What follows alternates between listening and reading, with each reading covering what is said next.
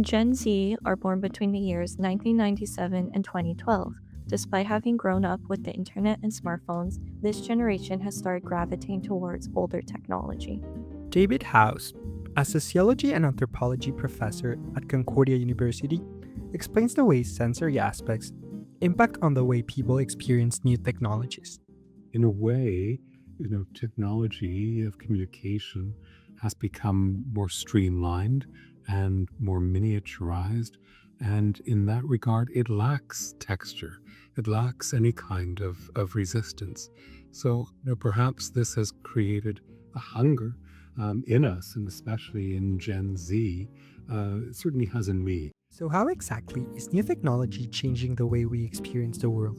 And what are the most noticeable changes?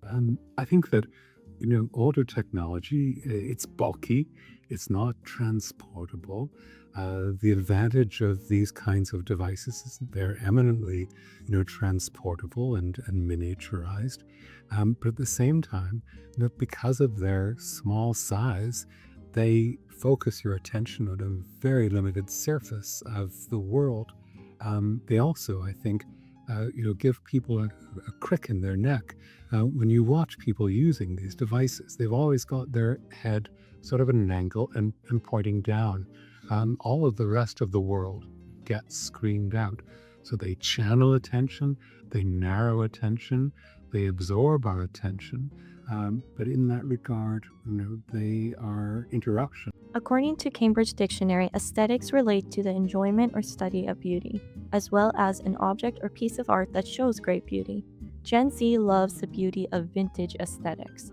This shows up especially through their vintage fashion choices. Mohamed Kaba, a worker in Marcheflo, a thrift store on the plateau, tells us what decades aesthetics are the most popular.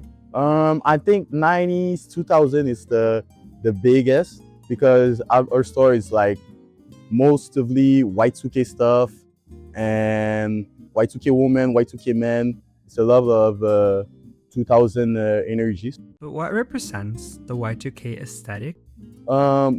Big jeans, like baggy jeans or like flare jeans, denim, a lot of leather. We asked some people in Montreal about their thrifting habits, and this is what they had to say.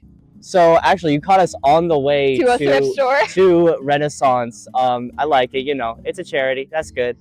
And prices are typically good. You can find lots of stuff there. But yeah, no, in Montreal, we're sort of like becoming part of the culture. It's really easy to find like these vintage aesthetics, innovate on them, and particularly in queer spaces, that's kind of where a lot of the innovation happened.